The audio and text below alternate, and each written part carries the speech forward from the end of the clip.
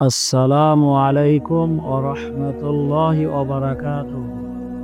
ইন্নাল হামদালিল্লাহি ওয়াহদা ওয়াস সালাতু ওয়াস সালামু আলা মান লা নাবিয়্যা আম্মা বা'দ। আউযু বিল্লাহি মিনাশ শাইতানির রাজীম। বিসমিল্লাহির রাহমানির রাহিম। ক্বালা রাব্বি ইশরাহ লি সাদরি ওয়া ইয়াসসির লি আমরি ওয়াহলুল উকদাতাম মিন লিসানি ইয়াফকাহু কওলি। বিসমিল্লাহির রহমানির রহিম। কুল হুয়াল্লাহু আহাদ আল্লাহুস সামাদ লাম ইয়ালিদ ওয়া লাম ইউলাদ ওয়া লাম ইয়াকুল লাহু কুফুয়ান আহাদ। সুপ্রিয় দর্শক মণ্ডলী, ভাই ও বোনেরা, আজ যে বিষয় নিয়ে আলোচনা করতে চলেছি বিষয়টি হচ্ছে 5টি কাজ নবী রাসূলদের সুন্নাত। সে 5টি কাজ কি কি আল্লাহ রসুল সাল্লাল্লাহু আলাইহি ওয়াসাল্লাম সহিহ বুখারীর মধ্যে উল্লেখ করেছেন। হাদিস নম্বর হচ্ছে 5891।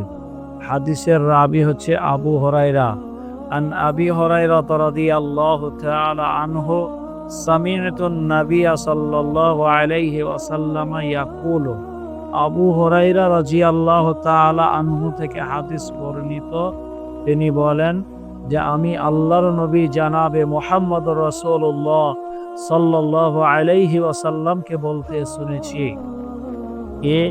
আল ফিতরাতু খামসুন।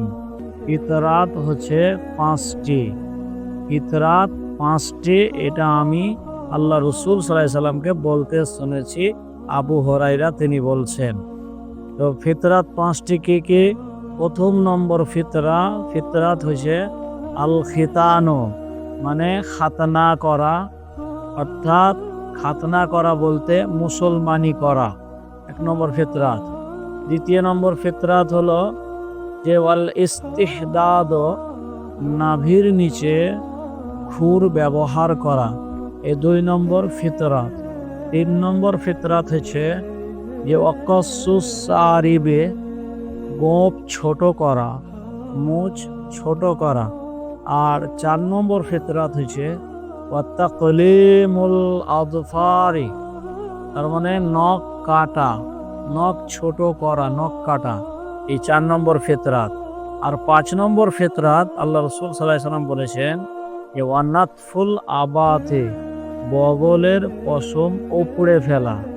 এই 5টি কাজ নবী রাসূলদের সুন্নাত, অর্থাৎ এই 5টি ফিতরাত।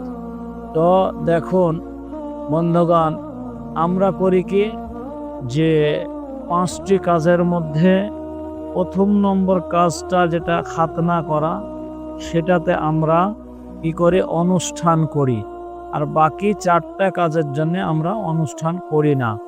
তো অনুষ্ঠান করাটা কেমন? দেখেন, মুসলমানি করা ঠিক, মুসলমানি করতে হবে, খাতনা করতে হবে, এটা ঠিক আছে, কিন্তু মুসলমানের জন্য অনুষ্ঠান করতে হবে, আত্মীয় স্বজন, কুটুম সদর, প্রতিবেশীকে দাওয়াত দিয়ে খাওয়াইতে হবে খাতনার নামে, এটা নাজায়েজ, এটা হারাম। যেমন আপনি আপনার নাভির নিচে চুল যখন কাটেন বা খুর ব্যবহার করেন, তখন তো আপনি কাউকে, প্রতিবেশী কেউ বা কুটুম সদর বা আত্মীয় স্বজন কাউকে দাওয়াত দেন না। ওখানেও তো দাওয়াত দিতে পারতেন, কিন্তু দাওয়াত দেন না। তো এগুলোতে যেমন দাওয়াত দেন না, এটা ফিতরাত, এটা স্বভাব, তেমন খাতনা করাটাও একটা স্বভাব। আসুন আমরা যাতে এই খাতনা করার সময়, মুসলমানি করার সময় যেন অনুষ্ঠান না করি, বাড়াবাড়ি না করি, আত্মীয় স্বজন কুটুম সদরকে দাওয়াত দিয়ে যেন না খাই, ভোজের অনুষ্ঠান যেন না করি, এই নাজায়েজ কাজ থেকে যেন আমরা বাঁচতে পারি। আল্লাহর কাছে পরিশেষে দোয়া করি, আল্লাহ তুমি আমাদের সকলকে এই নাজায়েজ থেকে বাঁচার তৌফিক দাও, আমিন। আসসালামু আলাইকুম ওয়া রাহমাতুল্লাহ।